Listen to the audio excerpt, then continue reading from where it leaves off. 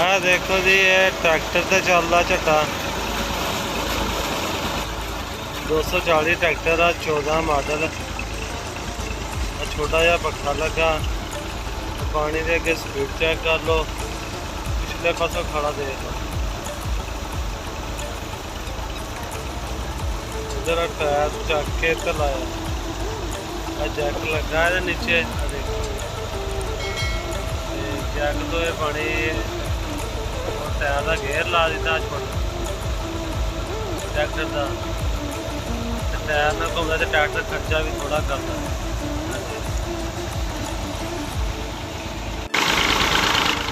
Check कर लो जी,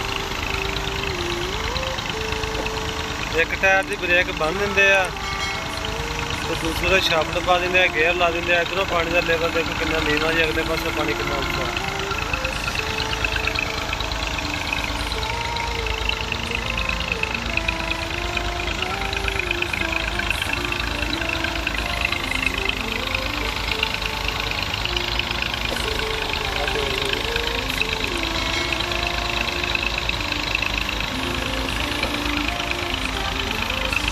जबरदस्त जुगाड़।